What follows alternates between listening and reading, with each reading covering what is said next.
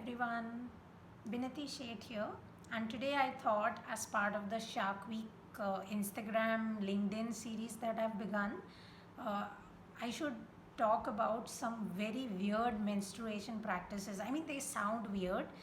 They aren't really weird if you look at the context in which they began culturally. So, disclaimer in advance. I have like notes over here that I might be referring to in the middle. So if I look down while I'm talking, that's why I'm probably looking at the notes I made, because I tend to go on tangents and I don't want that to happen. And if I had something written on the paper which is literally telling me, oh, you still have to talk about these 5 things, I'll probably stay on track. So that's why the paper exists, which is actually a bill. Like, don't throw away papers that come as bills in newspapers and stuff like that. Reuse them for purposes of this sort. Anyway, coming to the question uh, that we address in this particular video, which is why are some weird cultural traditions the way they are, and why is India not alone in these weird cultural traditions around menstruation and menstruating women. So this is something that I say about almost every cultural practice that I encounter around the world, and it is that it doesn't make sense right now. But when the practice was invented, someday, whenever, or when the practice was sort of brought into the general cultural narrative of a tribe or of a group of people, it had something to do with logic. And most of the traditions around menstruation, which don't make sense anymore because the world has changed and consent has become a thing, so that is why they don't make sense anymore. But like way back when these traditions were invented, essentially these weird practices were meant to protect women, to allow them a bit of downtime. So let us go into some of these weird practices and I'll try to make sense out of them so as to, mm, kind of give it a neutral discussion sheet. So, coming to what I thought is the weirdest, and I have no explanation for why people used to do it, and some remote tribes in Philippines still do it, which is that people used to wash their face with the menstrual blood, especially teenagers, and it was encouraged because apparently, if you wash your face, like do the whole facial thingy with your menstrual blood, you can get a clear skin. I mean, there's this very popular celebrity product, Barbara Strum, I think is the name of the company or the person or whatever, who gets blood from your body and puts it in a cream and stuff like that. I mean, people pay a lot of money for the stuff, so why not use the free stuff that is literally coming out of your body? So maybe that's why they do it. I don't know, but I have no explanation for this particular cultural tradition coming out of Philippines, which is women used to wash their face, massage their face with their menstrual blood in hopes of getting clearer skins. Then there is a wonderful tradition from South Africa. Doesn't sound wonderful from the get go, but trust me, it gets better. So, the moment the girl gets her first period, what they do is they make her cover her head with a blanket, and she has to stay in the shades, hidden away from her friends and family till the sun sets. And essentially, in the meantime that this whole thing is happening, they slaughter a goat, and that goat is cooked, and then the girl is brought out. She is draped in red clay, and there is a feast that happens made from that goat that was slaughtered, and all the adult women of the tribe talk to the new girl about what it means to be a woman, right? So, or explaining to her things about her body. So while we don't expect a lot of transparency about female bodies from a continent that is known for female genital mutilation, they at least have communication going for them. So that's good to know. Then in Afghanistan, what used to happen was women were not allowed to shower when they were menstruating, essentially to prevent them from becoming, I'm butchering this pronunciation, gazag, which is uh, infertile. And from what I could see, this tradition kind of comes around when there was a massive drought, right? So the thing with drought and basic lack of water is that you want to use water for drinking and, if possible, cooking. Cleaning is low on the agenda, especially when you talk about removing stains of the blood origin. So I think this is probably why it became a thing when it started, but like I can't say for sure because it's speculatory. But if you look at when the tradition begins, it was when they were going through severe drought. Then, if you look at this practice of making menstruation huts, and this is a practice you find across Asia, right, where there's a menstruation hut, and women who are menstruating are supposed to be in that hut, right? So, essentially, this was done to protect the men and the women. So, as I said, it's not as rapey and pillagey as it used to be, like way back when. uh, but there was a time when consent, I mean, still we are having a lot of problem with making men and women understand consent. But there was a time when the concept of consent didn't exist, right? Like you like someone, you are just going to go for it, whether they are on their periods or not.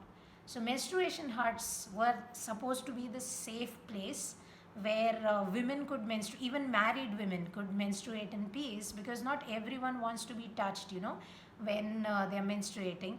And also, uh, hygiene is a thing. It wasn't in the past, but it is now.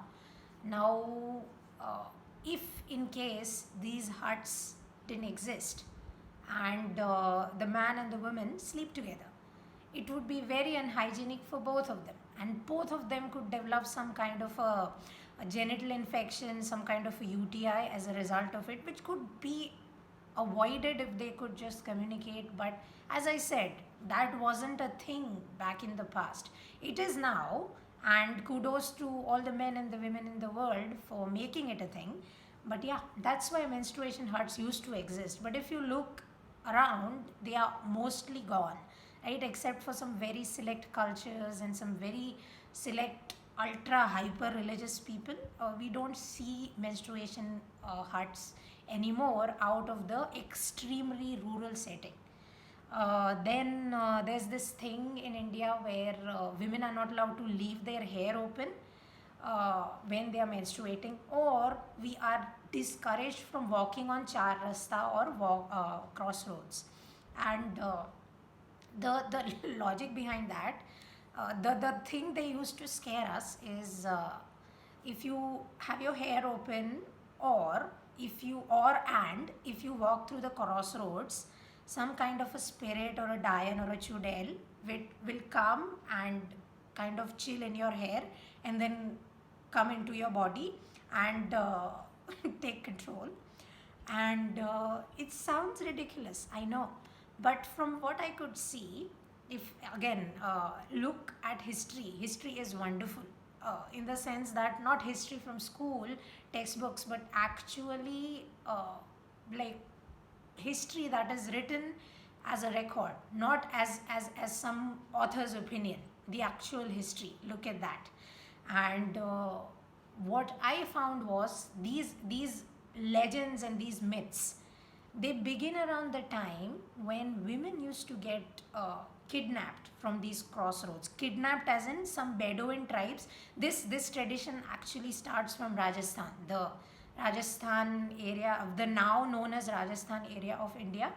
And what essentially used to happen was, you have this pretty girl with her long hair, she's happily walking on the road, next thing you know, she's kidnapped, right? Or she is defiled in the worst way possible by some dumbass and some horrible human being.